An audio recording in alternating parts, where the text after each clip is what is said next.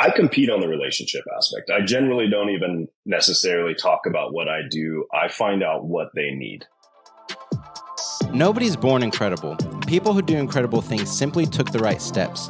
This is our journey. This is the Hunt for Incredible.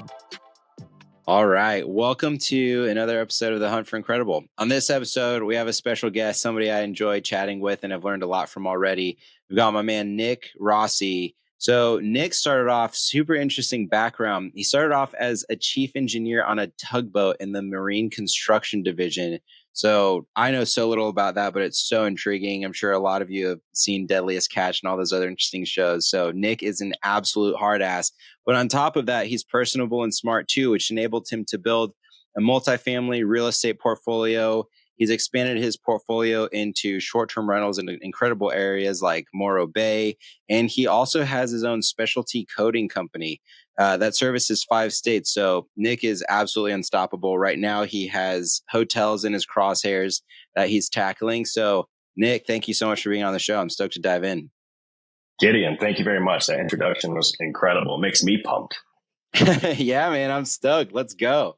So before we dive into the business stuff, which we usually head straight to, tell me more about what working on a tugboat is. And you mentioned before the call in Alaska. And in my mind, you said Alaska, and I was like, oh, like, so just in the summer months because it's impossible in the winter. And you're like, no, bro, I only went in the winter. Literally like the hard asses of hard asses. So tell me what that was like. Yeah, man, it was pretty great. It was a huge learning experience in my life. We did a rotation of 70 days on, 60 days off. You would work 7/12s. We worked out in Western Alaska. So we would deliver supplies and help construct whatever needed to be done to facilitate all of the fishing and villages that were out in Western Alaska, like St. Paul, Naknek, Nome, all of those places similar to like where the Iditarod is. And we chose to work in the wintertime because you get a little bit more money. But it's also a lot more exciting. You know, you get to break ice off of a boat, which you don't think is exciting, but it's just invigorating. Do you ever miss it? Do you ever miss like getting out there and being in the grind like that? I do. I really do. I think the camaraderie was really great. I mean, you live with these guys for 2 months at a time. You really get to know everybody who you do and don't like. And it gives you a good force-fed grasp on other people's stories. Like somebody you would never really know, and just learning from so many different people was what I enjoyed. And in that industry, you get to learn from a lot of older guys because there's not a lot of guys our age in that industry. So learning from their like tips and tricks and their life experiences really helped a lot, like fast track some of the stuff that would normally take you 10, 15 years to learn. Yeah, there's something about being in those environments where it's almost like the rawest form of humanity having to be out there with legit survival away from the cush AC and like luxuries of modern day civilization. Yeah, you don't even have reception really. Like most of the time we would just send emails through satellite phone. But as far as like cell phone reception, you wouldn't have it until you were in port, and it would take us 4 or 5 days to get from port to port. And Wow. Some of the ports we would go to, you wouldn't even really have reception. You might be able to go to like the top of a mountain or something, but it's just very rural. You have like this GCI network that covers most of Western Alaska, but yeah, you're very desolate. You don't stay connected. Like I used to watch football and sports until I got into tugboating. And once I did, I came back home and I would know nothing about what happened. Like teams would be doing really good, or UFC fights would be, I wouldn't even know who the fighters are anymore. Yeah. Did you ever have any like sketchy situations where it actually looked like dangerous or tough out there? I had one in particular that had me at the edge of the boat, ready to basically jump off if it went south. We would tow barges, and the barges would have a stack of containers, right? So you would have a 300-foot long barge, 4 container stacks high. And some of these places that you would go in and out of would be very narrow. And so as we would come into these places or leave these places, we would be tied along the side. But when you actually depart, you would then leave the barge and tow it with a wire or a cable. We were leaving a port one time and we had really, really bad wind, and that barge is essentially just a huge sail. And the cable has to have a direct area to go in order to like actually tow the barge. If it jumps out of its hold down, there's really no control. You'll tow it somewhere, but it's going to be on left or right side or just kind of basically going wherever it wants to. This one in particular was headed to the rocks, and we used all 4,000 horsepower of this tugboat for about 45 minutes to keep it off of the rocks. But it actually tripped up the cable and went to the side of the tugboat and was pulling the entire tugboat over on its side to basically where the side handrails were in the water. And myself and the captain, who we both work up in the top part where the winch controls are, we're looking at each other just like, you're gritting your teeth. You're like kind of wondering, how are we going to tell this story later? You get back to the wheelhouse after that's all said and done. Once we realize that we're not going overboard, and you're just kind of quiet for a second. You just absorb the fact that what happened, and okay, that was fun. Let's do it again. Yeah, that's nuts, man. So it's like between a rock and a hard place of, is the boat going to topple over, or am I going to let this massive boat crash into the rocks? That's Essentially, tricky. yes. Yeah, that's tricky. So then how did those experiences effectively battle harden you to get into commercial real estate? What did you carry over that enabled success in that space? I think one of the things people don't talk about enough is just the sweat equity that goes into things, right? Like when you have a job and you want to get into real estate, it's not something you can just like dabble in. You're going to work an hour here, you're going to work an hour there. Working 7/12s, or even sometimes when we report 18 hours, that grit is what I believe helped me just push through the time that was needed. Like when we were renovating the first house that I purchased, I had a job. I was working full time, but I was also living in a hotel paying $1,000 a week. At the same time, buying everything for the house. I didn't have a lot of time. So we were working till 1 o'clock in the morning, 2 o'clock in the morning, trying to get everything done. And it wasn't a big deal. It was just kind of normal life for me. And so, yes, it sucked in some aspects, but in the other aspects, I was just thinking to myself, I'm like, I could be in Alaska right now and it's -5 degrees. I'm breaking ice off the boat, or I could be in this like really cool house where I'm going to remodel and have tile. So those long hours and just resourcefulness, because when you don't have reception, you don't have YouTube, you're not able to look things up. You start to like really think things through before you just do things. That's what I believe shaped a lot of like my ability or grit to just put my head down and get focused and actually get after things. Yeah. Yeah. The same as for me in my background. So I grew up in an environment that was very go, go, go. Both my parents worked so hard to build really interesting things. And that was always a mentality. And then going into tech, which is like an insane grind, and you're grinding just for the sliver of an opportunity for your tech product to work. Like the risk reward profile in tech is so extreme that when I transitioned into real estate, I was like, whoa, this is way more like being hardened from a tech environment, which is like sleep is for the weak. Not that I necessarily subscribe to that now, but that is the culture, is like sleep is for the weak. You go until you drop just to get the lottery ticket to maybe succeed. That transition, I feel like I simply maintained the momentum and applied it to real estate. And the success has come from grit in a way that I was not anticipating, honestly. And I tell people this all the time. Like, if you have to pick one characteristic to have, choose grit, because that's what's going to get you across the finish line. And then on top of that, the cool thing about grit is that it is a choice. Like, you don't necessarily choose your IQ or your social aptitude or these other things, but grit, you can absolutely choose grit, and you can develop grit, and you can focus on grit, and you can harden grit, and you can like develop it in a way to where you are choosing to have one of the greatest characteristics needed to be successful in the space. 100%. And my saying is I'll sleep when I'm dead. You know, like there's more time to focus on doing things good rather than like taking a nap for 9 hours. Right. but I can only imagine in tech, like the measurable completion would probably be tough to see. So, I mean, just pure dedication and like head down to make that happen. Yeah, totally. It's pretty similar with commercial too, though. Like finding a good deal is finding a needle in the haystack where, I mean, you look at on average 2,100 deals before you find a real gem.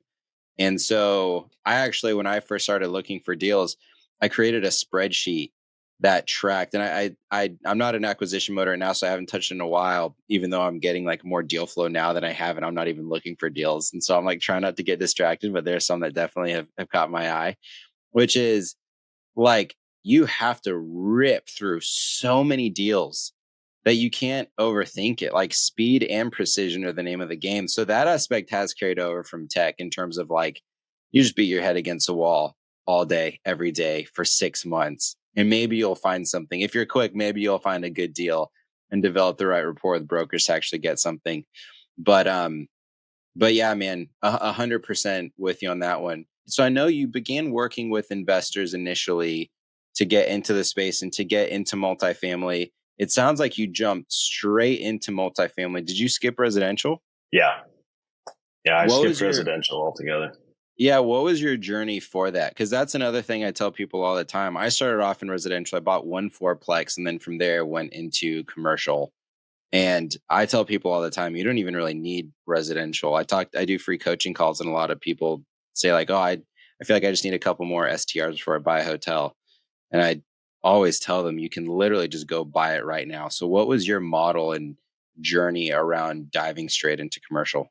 I worked for an investor in Oregon, and he had owned several commercial properties, developed multifamily properties, and he was pretty nationwide based. A very small company, like myself and four other guys, we would travel, all over America, basically just like going through these little spots that he had, like Rhode Island, Florida.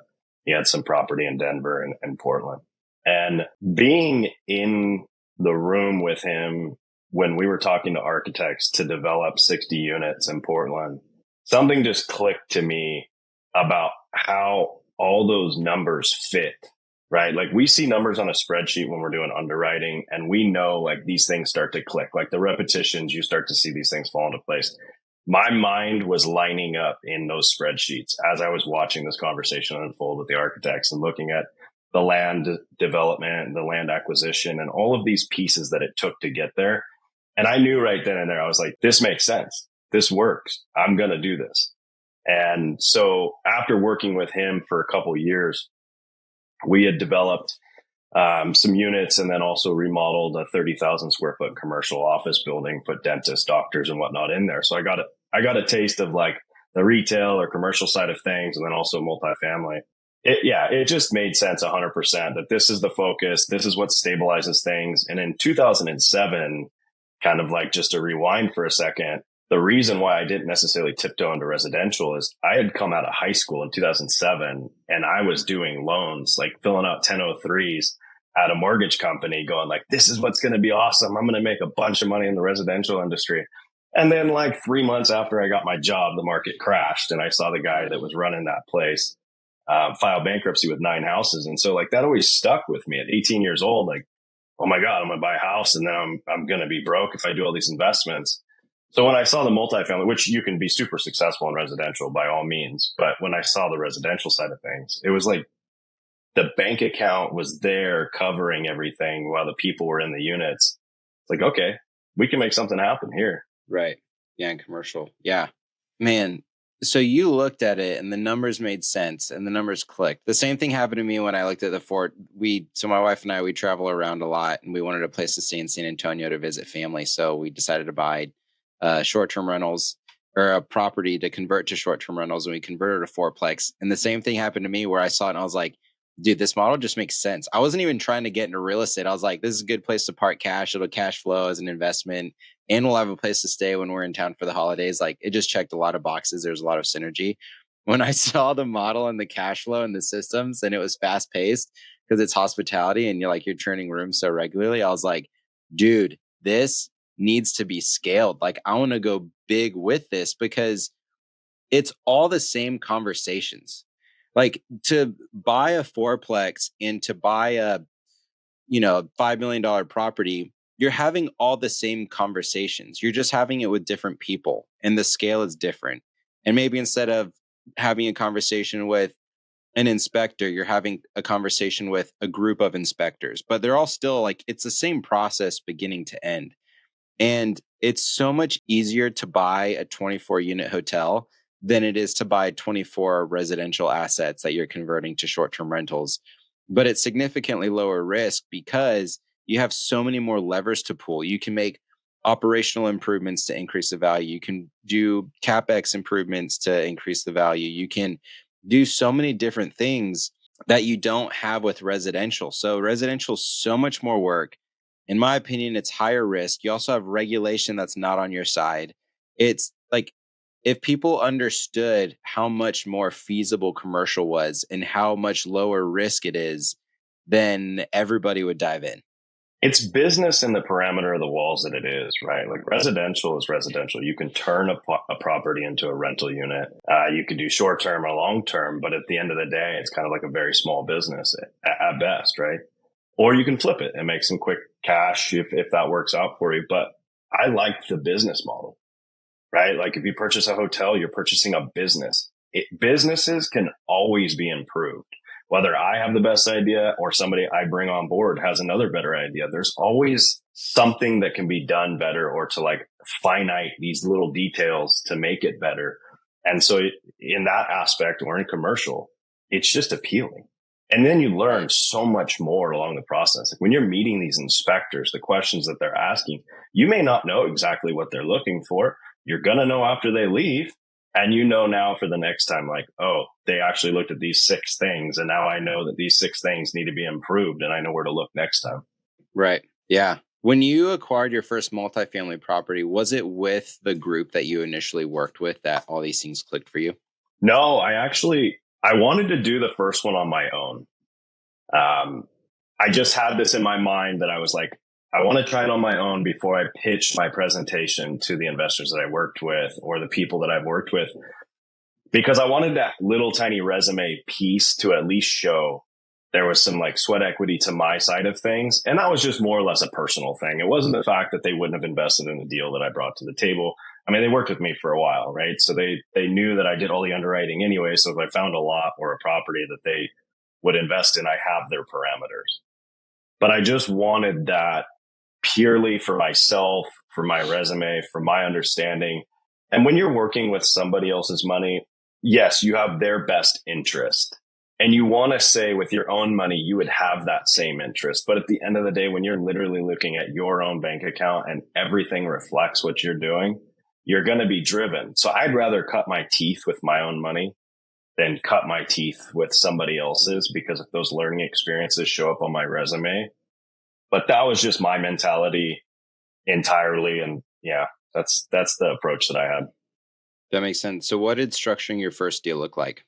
My first deal is actually, it was a duplex or 2-on-1 in San Diego, and it's now going to be 4 units. So I always knew in my mind that I wanted something that was going to pay for my house, basically. And so starting to look for the property in 2021, I was looking for cash flow. And in San Diego, that was like non-existent. Yeah. You're looking at high prices and very little cash flow. And so the square changed for me. I stopped looking at the houses or the duplexes or whatever they might have been. And I started looking at the lots, right? Because I kind of took what we were doing with land development, multifamily. I was like, I need to find something that I can build, but there's already something there kind of maybe stabilizing the mortgage or maybe having the debt service, right? So when I found the lot that I had purchased, it was a 7,000 square foot lot in the Normal Heights area. There was 2 houses and there was this sweet 40-foot spot right between the 2 houses. It was 40 by 40. I was like, oh, this is gold. Like I've got this big driveway. I can put anything I want there. And I just found a floor plan that I liked, plugged it in, saw the map, called the broker, and I was like, hey, let's go. And I couldn't even get into the one property or the one house that's on the lot. There was tenants in there. They were all pissed off. They didn't want us to go in. So we just kind of snuck our peek around the window and it's like, okay, cool. I mean, I'm not really buying this place for its appeal, right? Right. It's pretty ran down. So just went for it. So yeah, it was lot size and cash flow. How did you set up the financing? Did you get a construction loan to do that development, or did you set it up some other way? I got an FHA, first time home buyer loan, with 3.5% down. And then I renovated, because we own the construction company, I can control some of the costs. I renovated the 2 units that were on there. And then as soon as that was done, I did an appraisal and a HELOC and pulled out cash to develop the 2 units. Nice. There again, it's like the cart before the horse, right? Like construction loans, they want a huge resume. You got to have all these like development projects. And yes, I have done them before, but not with my own name. So that was like another driving factor. It's like, okay, so if I get this property, I develop this duplex. Now I've got something to throw on the resume that doesn't have anybody else's name behind it. So I'll have a little bit more ability to like put my name first on that note next time. Because every construction company was like, okay, well, how many places have you done? On your own. They didn't want anybody else. Like, on your own. I was like, well, no. Okay, cool. Have a nice day, man. Dang. Dude, I love that. So adding value, low down payment, added value. You probably got all that money back with the cost segregation study, right? Yeah, I actually just did the cost segregation study. They're finishing it now. How much did you get back for that? They're looking at 80,000 right now. So we're going to dive into it a little bit deeper and look at the CapEx projects that we put together on these 2 houses too. Okay. So that's 80 grand that you got back, or that's 80 grand of depreciation and then you get back a portion of it?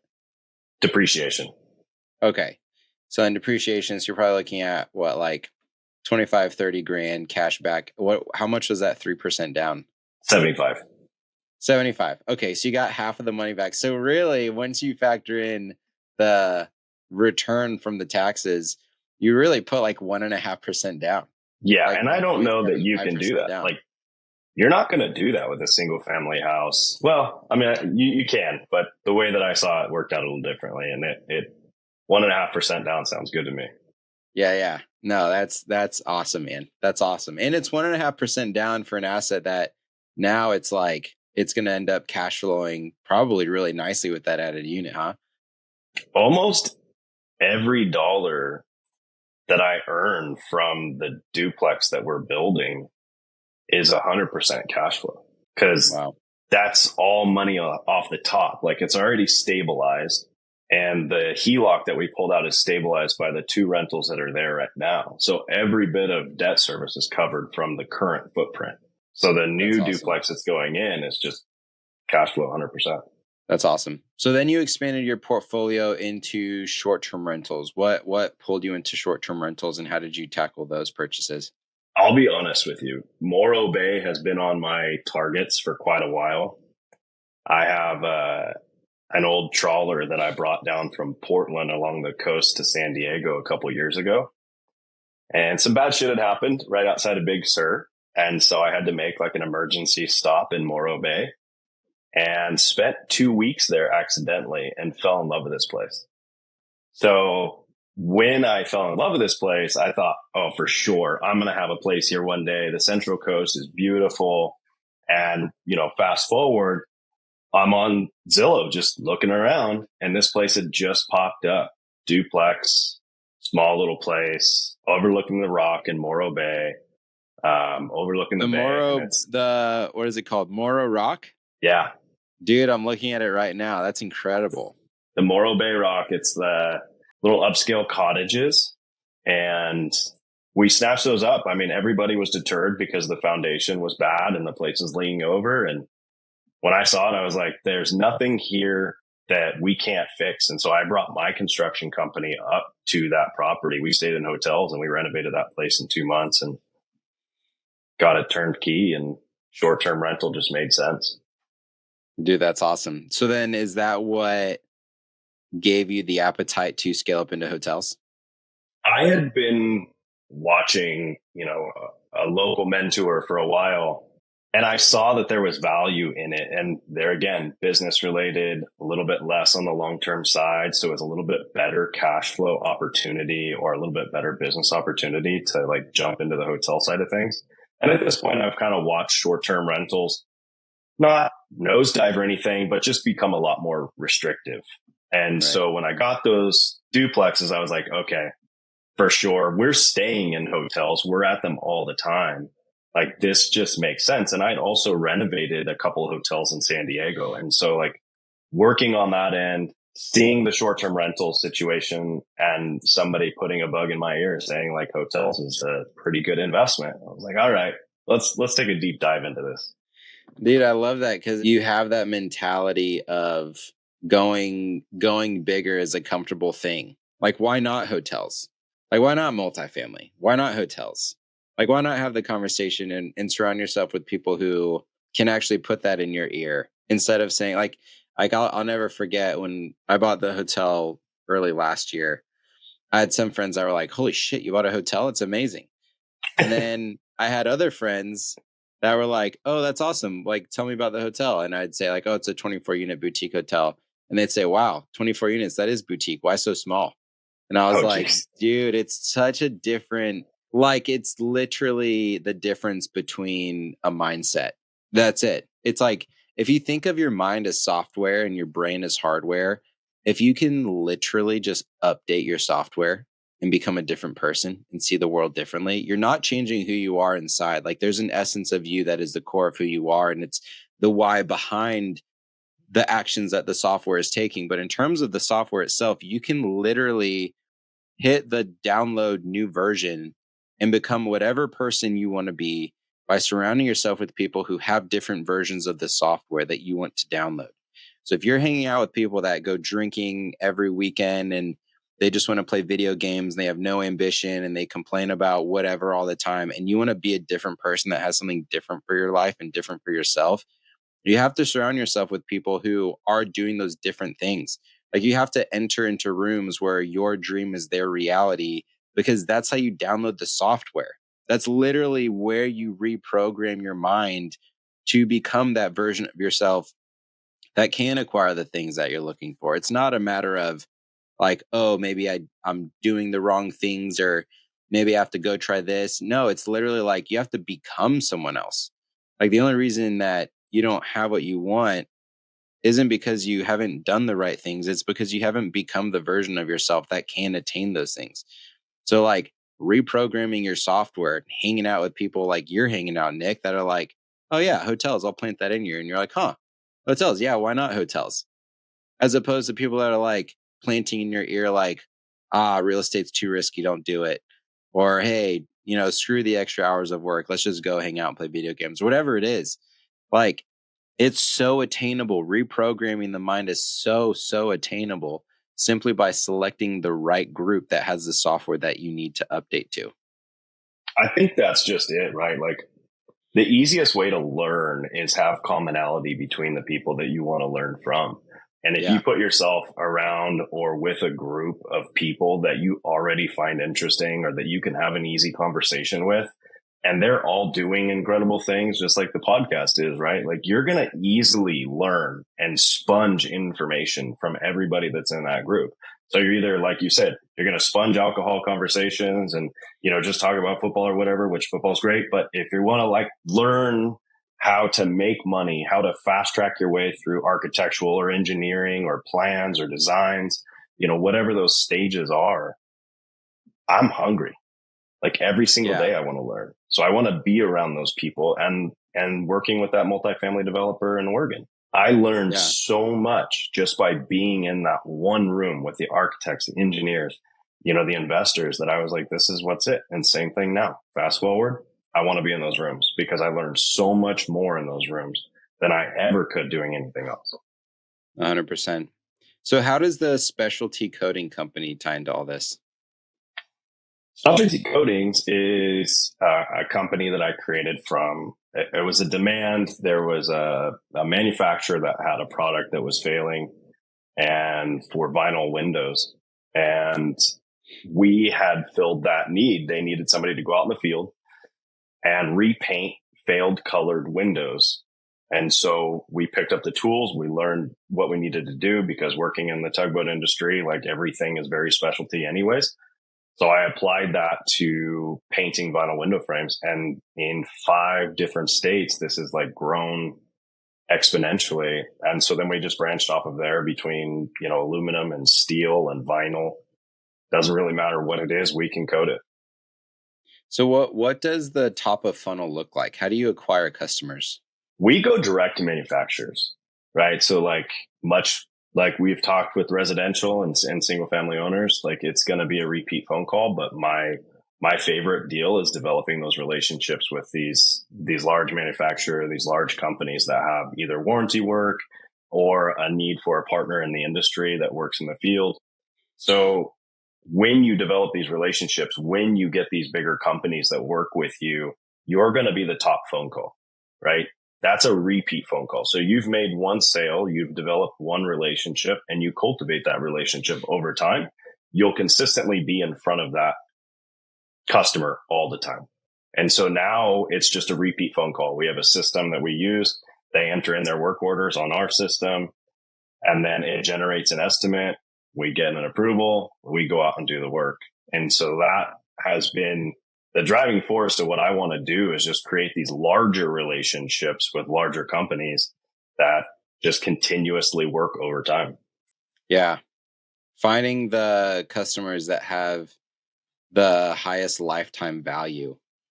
Like I wouldn't be a realtor, like a residential real estate realtor, but if I was, I would be the residential real estate realtor that works with investors that flip 15 homes a year, and they're looking for on market and off market deals, because I know that one relationship is going to turn so much more business than somebody who they move every 7 years on average. So hopefully they call me again in 7 years. Finding those high yield relationships that are going to yield high volume and high reward per iteration is huge. And commercial real estate tends to be that space. I have some friends who they've recently started a concrete coating business, and they are crushing it. And I love them to death, and they're doing a really good job. And I'm in the process right now of trying to convince them to step up into commercial and saying, yo, go for the commercial dogs that are like, they need concrete coating on 10,000 square foot warehouses and stuff, and just get these like massive whales. Don't go fishing for fish, catch these massive whales. So I'm always trying to plant that in their ear, and I hope one day they do it. But yeah, man, those I love what you're saying, where it's the manufacturer that is going to yield like high volume and consistent cash flow so that they end up being the top of your sales funnel, basically. It's funny you mentioned that. One of the nicest houses we'd ever done some work for was in Temecula. This place was massive, beautiful estate, beautiful pool. I had asked him, because I saw service trucks out there, and I asked him, after a while of conversating, and he's like, oh yeah, I actually do concrete coating. He polished concrete warehouses. So like Amazon warehouses, distributing warehouses, he polished all of those floors. It was like 20 cents a square foot or something like that. But if you think about that over time, whenever Amazon has a warehouse, this guy travels. Whenever Costco has a warehouse, they travel. That repeat phone call is exactly what we were just talking about. Yeah. Over and over again. Yeah. No, that's massive, man. So what's your sales pitch when you meet one of these people? Is it that your product is better? Is it that your cost is better? What do you compete on? I compete on the relationship aspect. I generally don't even necessarily talk about what I do. I find out what they need. And the particular manufacturer that we work with here, after discussing with them, they had a nationwide issue. They had an issue in California, in Oregon, Nevada. And so I knew if I solved that problem, then I would be able to get myself in front of them with a longer lasting relationship. So what we did is in that conversation, came up with a solution and facilitated 3 different areas at the same time. And we were able to get rid of that backlog. But if I'm talking to a new customer, it's going to be the same thing. What do you got going on? What do you need? What is ultimately your goal out of this? And if you can facilitate that goal without overselling or overpromising, there's no reason to say no. Because if it's price, you're going to find out. They're going to tell you. If you don't ask them, you'll never know. But if you just ask them what their biggest goals are, like, hey, what is your price point? What do you need to accomplish? What is your biggest dilemma right now? What are you seeing in your way? Or what is your other vendor doing that's not being able to like facilitate what you're needing? And then just overcoming that. Bro, that is such money. And listeners that made it to the end of the episode are going to get that fat nugget. That might be one of the fattest ones, if not the fattest one of the show. I have started talking to people. And when I was younger in my career, I would ask them at the end of the call, I'd ask people like, how can I add value to you? It's become like a trendy thing now. But back then it was like, oh, how can I give you value? And people like socially kind of do this thing is like, oh, I'm here to add value first and stuff like that. There are books that have made it popular and things like that. As I've matured in my career, though, now I've evolved it to active listening. Like asking them questions to better understand them as people and what they're experiencing and what they're going through and identifying where I can add value. So by the end of the call, now I'm offering them value, something that I'm in control of because I get to choose how I want to deliver value, as opposed to saying like, oh, how can I add value to you? Now you're giving them a job to do because now they have to think through the 50,000 things they need help with and figure you out to see where you can fit in. You're basically turning them into a recruiter and saying, all right, here's the job for you to recruit me on. And then beyond that, if they make a request to me that I'm not willing to give on, then now like we're both in a weird position because I gave them a job to recruit me. And now I don't even want the job anymore because I don't want to give them the 20 hours a week of free work or whatever it ends up being. So now I've shifted to active listening to better understand what they're looking for and what their needs are and what their pain points are. And then leveraging my resources and my offering to actually say, hey, you know what? I actually know a person I'd love to connect you with that can help you with this thing. So now like I'm taking on the responsibility of the job while conducting active listening, while making them feel heard, because people don't feel heard when you speak. They feel heard when you're asking them questions and they're understanding it, while at the same time controlling how I structure the offering so that it lands better. All indirectly building rapport. Yeah. Yeah. And when people are comfortable, they're going to work with you. Yeah. Dude, that's money, man. That's money. Nick, this has been a real joy. Where can people find you? NL Rossi on Instagram. Pretty much on there all the time, cruising through it. Nice. And what types of deals are you looking for people who might want to send you some deals that they come across? I am really into land development boutique hotels. Like if we can find a property that can be developed along the Central Coast, I am all ears. Let's have a conversation. Let's put some units there. Let's find a good area. So boutique area, land development, Central Coast, call me. Nice, man. Let's do it. Everybody, thanks for hopping on. Nick, it's always a pleasure, and we'll talk again soon. Gideon, thank you. Pleasure.